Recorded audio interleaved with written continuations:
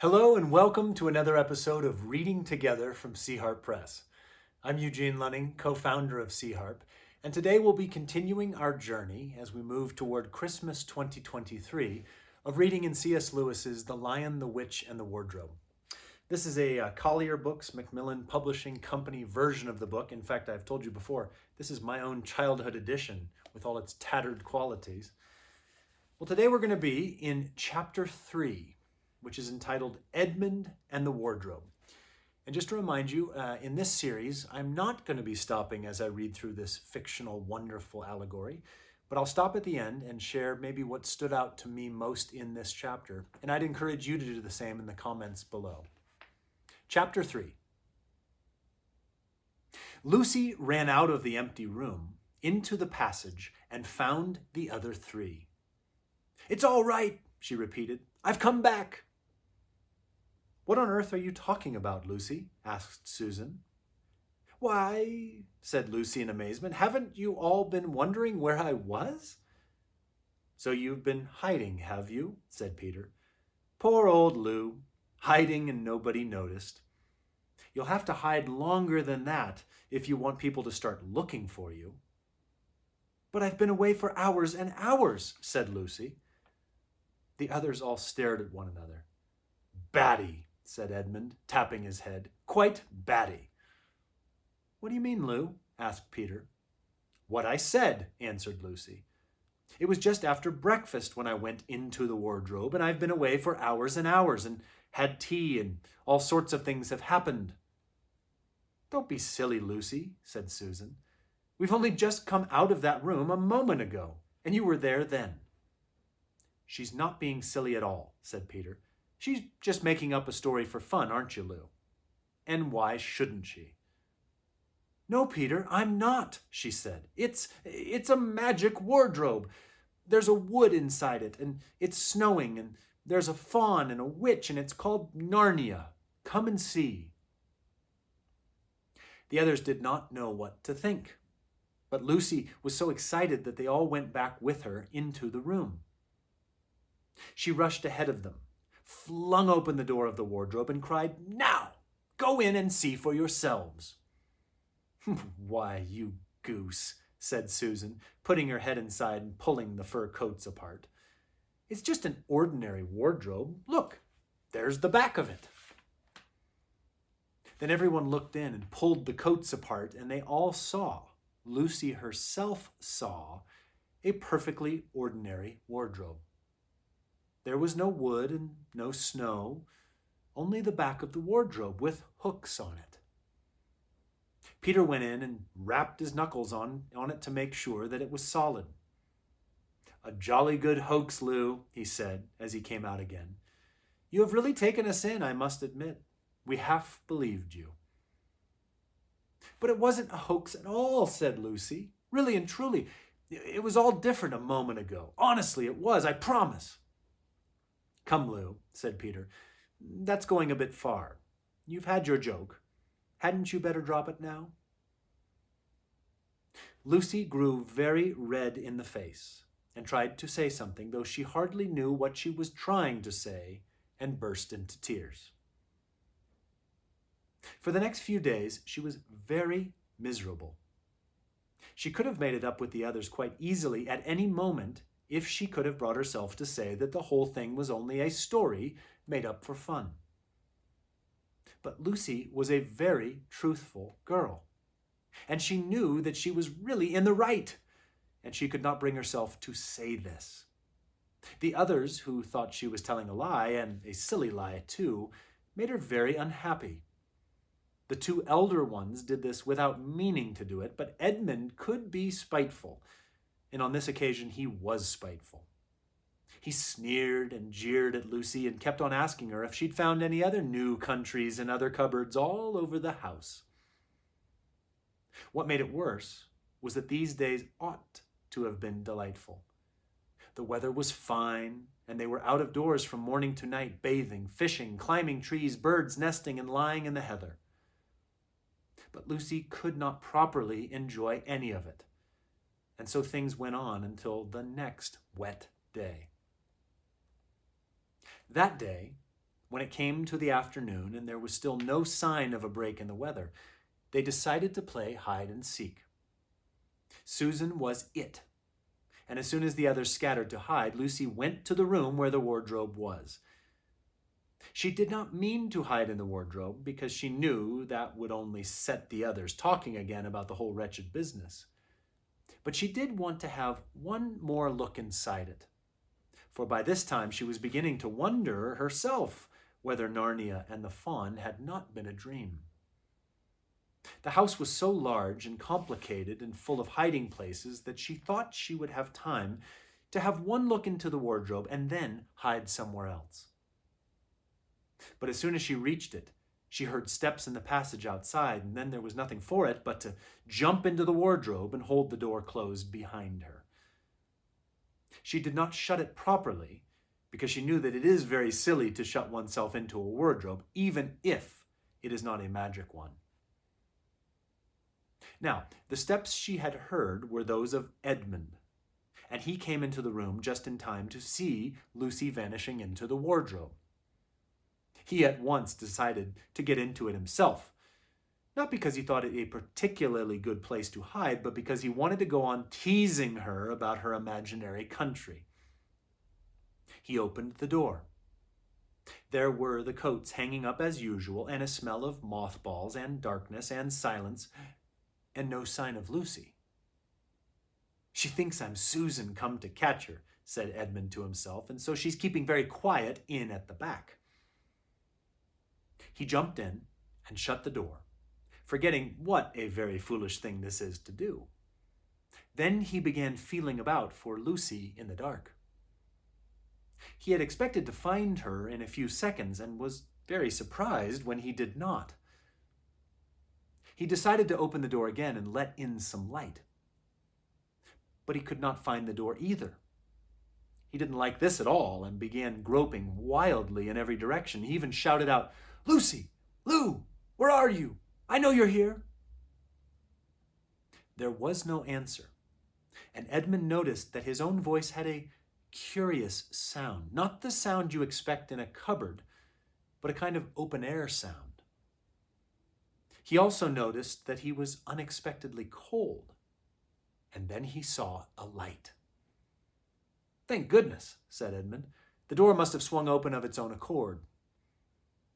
He forgot all about Lucy and went towards the light, which he thought was the open door of the wardrobe. But instead of finding himself stepping out into the spare room, he found himself stepping out from the shadow of some thick, dark fir trees into an open place in the middle of a wood. There was crisp, dry snow under his feet, and more snow lying on the branches of the trees. Overhead, there was a pale blue sky, the sort of sky one sees on a fine winter day in the morning. Straight ahead of him, he saw between the tree trunks the sun just rising, very red and clear. Everything was perfectly still, as if he were the only living creature in that country. There was not even a robin or a squirrel among the trees, and the wood stretched as far as he could see in every direction. He shivered. He now remembered that he had been looking for Lucy, and also how unpleasant he had been to her about her imaginary country, which now turned out not to have been imaginary at all. He thought that she must be somewhere quite close, and so he shouted, "Lucy! Lucy! I'm here too! Edmund!" There was no answer. "She's angry about all the things I've been saying lately," thought Edmund. And though he did not like to admit that he had been wrong, he also did not much like being alone in this strange, cold, quiet place, so he shouted again. "I say, Lou, I'm sorry I didn't believe you. I see now you were right all along. Do come out. Make it pax," which is another word for peace. Still, there was no answer. "Just like a girl," said Edmund to himself, "sulking somewhere and won't accept an apology." He looked round him again and decided he did not much like this place, and had almost made up his mind to go home when he heard, very far off in the wood, a sound of bells. He listened, and the sound came nearer, and at last there swept into sight a sledge drawn by 2 reindeer. The reindeer were about the size of Shetland ponies, and their hair was so white that even the snow hardly looked white compared with them. Their branching horns were gilded and shone like something on fire when the sunrise caught them. Their harness was of scarlet leather and covered with bells. On the sledge, driving the reindeer, sat a fat dwarf who would have been about 3 feet high if he had been standing. He was dressed in polar bear's fur, and on his head he wore a red hood with a long gold tassel hanging down from its point. His huge beard covered his knees and served him instead of a rug. But behind him, on a much higher seat in the middle of the sledge, sat a very different person, a great lady, taller than any woman that Edmund had ever seen. She also was covered in white fur up to her throat, and held a long, straight, golden wand in her right hand, and wore a golden crown on her head. Her face was white, not merely pale, but white like snow, or paper, or icing sugar, except for her very red mouth. It was a beautiful face in other respects, but proud and cold and stern. The sledge was a fine sight as it came sweeping towards Edmund, with the bells jingling and the dwarf cracking his whip and the snow flying up on each side of it. "Stop," said the lady, and the dwarf pulled the reindeer up so sharp that they almost sat down. Then they recovered themselves and stood chomping their bits and blowing. In the frosty air, the breath coming out of their nostrils looked like smoke. "And what, pray, are you?" said the lady, looking hard at Edmund. My name's Edmund," said Edmund rather awkwardly. He did not like the way she looked at him. The lady frowned. "Is that how you address a queen?" she asked, looking sterner than ever. I beg your pardon, your majesty. I didn't know," said Edmund. "Not know the Queen of Narnia?" cried she. "Ha! You shall know us better hereafter. But I repeat, what are you?" "Please, your majesty," said Edmund, "I don't know what you mean. I'm at school, at least I was. It's the holidays now." And thus ends chapter 3 of The Lion, the Witch, and the Wardrobe. And I'll tell you, here's what stuck out to me in that reading of chapter 3. Just this morning, I was reading in Matthew 3, and I was looking at that moment. It's so dramatic if you use your imagination to kind of picture it to yourself. It's the moment when John the Baptist, apparently hearing from the Holy Spirit that now is the time, decides to go to that edge of the Jordan and begins to speak, I'm sure at first to just a few passers-by, and eventually we're told huge crowds come from all of Jerusalem and Judea. But what does John, that voice crying in the wilderness, begin to shout? "Repent, for the kingdom of heaven has arrived." And what caught my attention this morning, and what I'm reminded of here in chapter 3 of The Lion, the Witch, and the Wardrobe, is for those passers-by, for those crowds who eventually come to watch him, to listen, all they see is a man with this sort of fire in his eyes, shouting about a kingdom that has arrived. They're looking over his shoulder. Where? He's wearing a camel skin and a leather belt. Where's the kingdom? Where's the king? Where's the grandeur? It reminds me of Susan and Edmund and Peter listening to Lucy talk about being in another place, this Narnia, and how they look at the back of the wardrobe and they say, "There's nothing there." I imagine many of those crowds in Jerusalem and Judea that came out to see John just came out of pure curiosity, or maybe even to scoff. But friends, you and I, we believe that a kingdom not only has arrived, but is continuing to arrive. So for those parts of you and for me that have grown maybe at times skeptical about the kingdom of heaven breaking through into the world, I'd invite you, just like Edmund is stumbling into right now, to be reminded that there are unseen things happening and that it is for us to open our hearts and minds and to believe. And in fact, to want to believe.